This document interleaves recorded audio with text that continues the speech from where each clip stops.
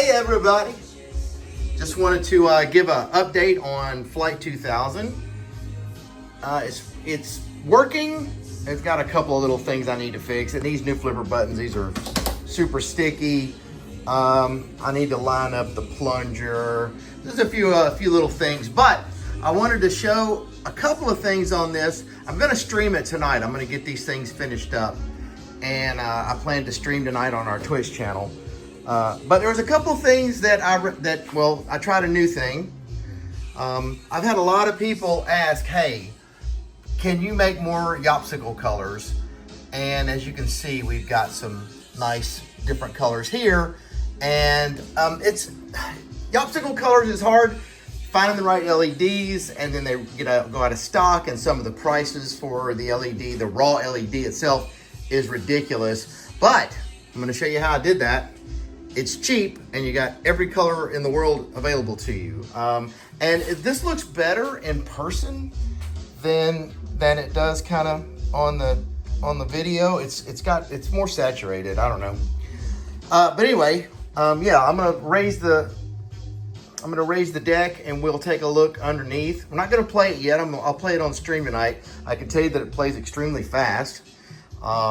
Yeah, that ball's coming right at you. But let me mount the camera real quick, and I'll show you what I'm talking about underneath a couple of different things. Figured we could start with this weird incandescent bulb underneath here. Anyone that's worked with a Stern MPU 200 knows that sometimes if you're trying to use any kind of LED, you cannot get it to lock on. It flutters, and I took one of the Yopsicles and I kept adding resistance to it all the way up to 3,000 ohms, and it still would not lock on. So what I decided to do, just to see if it would work, is to add an actual incandescent. I use a 555 because it's got the wires. I just soldered them right into the circuit.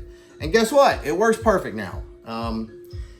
And usually it's only going to be one or two LEDs, whether it's a Yopsicle or whatever. The Yopsicle already has a 470 ohm resistor built in to keep it from fluttering or flickering or whatever you want to call it. But with the MPU 200, it doesn't. It's still, you'll have one or two somewhere on the play field that flutter, and it drives me nuts. So on the color aspect of Yopsicles, as you can see, now you can really see the saturation better. These are all white inserts, but I wanted to make them a different color. So in the past, I do have red, green, blue, orange, and purple Yopsicles, but it's still pretty limited, right?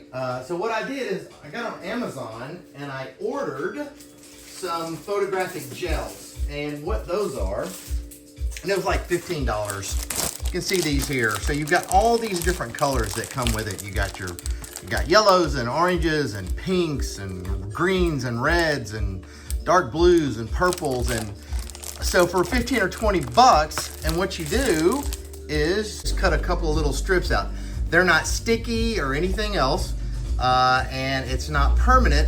And you can also have them crossfade. So what I did in this case is, like, I used a red, and then I used a yellow, and some of these actually have two layers. So a red and a yellow gives you kind of an orange, and that's how you get this fade across the colors.